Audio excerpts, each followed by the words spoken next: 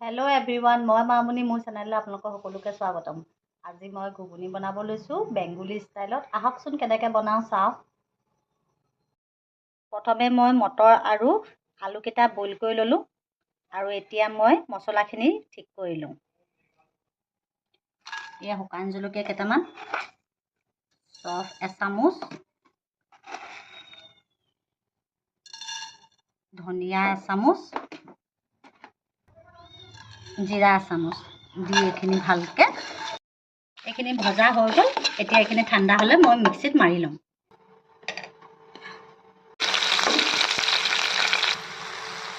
পিঁয়াজ ৰঙা হৈ গ'ল। এতিয়া ইয়াত আদা নহৰু দি দিছোঁ। লগতে এয়া বিলাহী এটা কাটি থৈছিলোঁ, সেয়াও দি দিছোঁ।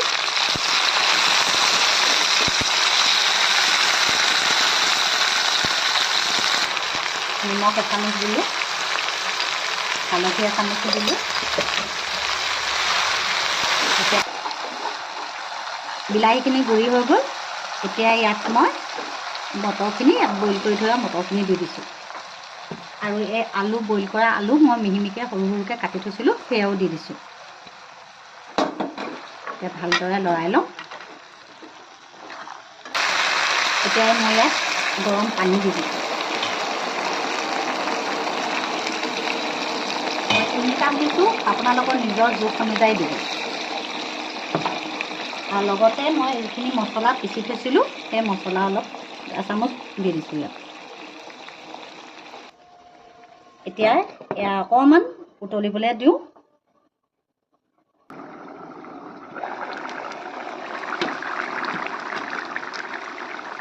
আলু সিজিয়ে গৈছে। এতিয়া আলু কেইডোখৰমান মই ভাঙি দিওঁ।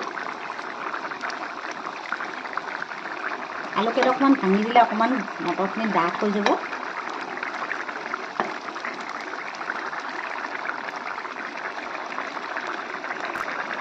এতিয়া কাটি থোৱা ধনিয়া পাত ইয়াত দি দিছোঁ।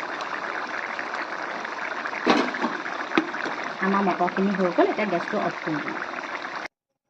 এয়া আমাৰ ঘুগুনি ৰেডি হৈ গ'ল।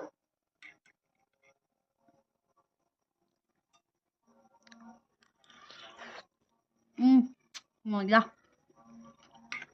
আপোনালোকেও বনাই খাই চাব, বহুত টেষ্টি হয়। আজিলৈ আহিছোঁ, ধন্যবাদ।